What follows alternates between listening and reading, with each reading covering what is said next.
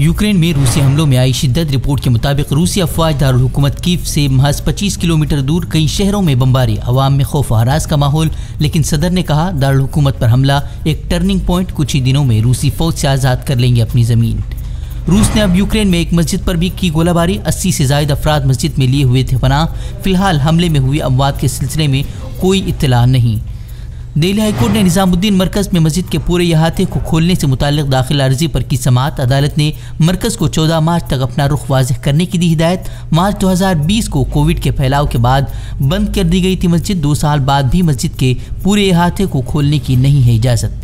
UP में BJP की जीत के साथ ही रहनुमाओं की स्टार अंगेजी शुरू। अब बीजेपी एमएलए नंद किशोर गुर्जर ने अफसरान को किया खबरदार, कहा इलाके में कहीं भी नहीं दिखनी चाहिए गोश्त की दुकान। अक़लियतों में एक बार फिर खौफ पैदा करने की कोशिश।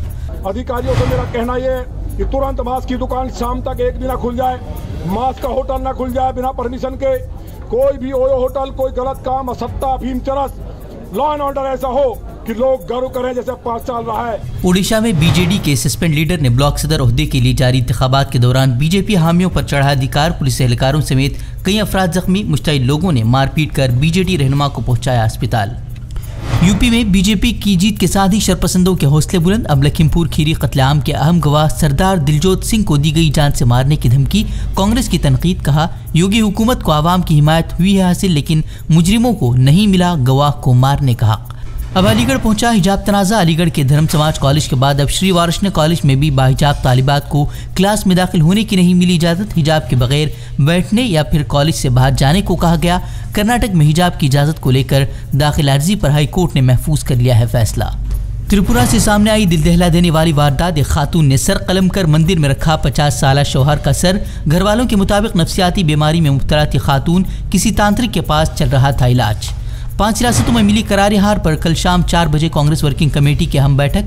गुज़िश्ता रोज़ कांग्रेस के नाराज रहनुमाओं ने गुलाम नबी आज़ाद के घर की थी मीटिंग। 5 रियासतों की 690 सीटों में सिर्फ 55 सीटें ही जीत पाई है कांग्रेस। यूपी में भी काफ़ी ख़राब रही पार्टी की कारकर्दगी। ज़राए के मुताबिक अब कांग्रेस रहनुमा प्रियंका गांधी दे सकती हैं यूपी जनरल सेक्रेटरी के ओहदे से इस्तीफ़ा।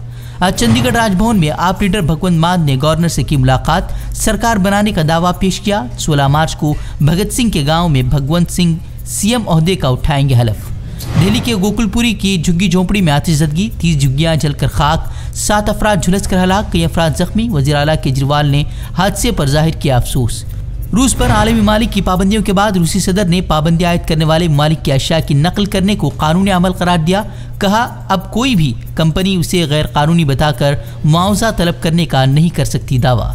यूक्रेन जंग के दरमियान अमेरिका का बड़ा बयान। जो बाइडन ने कहा नेटो और रूस के दरमियान बराह रास्त जंग से तीसरी आलमी जंग का खतरा, हमें उसे हर हाल में रोकने की जरूरत। रूस के खिलाफ बराह रास्त जंग लड़ने से किया इनकार, लेकिन सख्त तरीन पाबंदियां आयद करने का फैसला। कोरोना केसेस में इजाफे के बाद एक मरतबा फिर चीन के शहरों में खौफ। चेंगचुन में लॉकडाउन का ऐलान, स्कूल्स कारोबार बंद, लोगों को घरों में रहने का हुक्म। रवां हफ्ते अचानक कोरोना केसेस में 10 गुना हुआ है इजाफा। हमसे जुड़े रहने के लिए हमारे चैनल फिक्र खबर टीवी को सब्सक्राइब करें, वीडियो को लाइक और शेयर करें। मजीद खबरों के लिए विजिट करें fikrokhabar.com।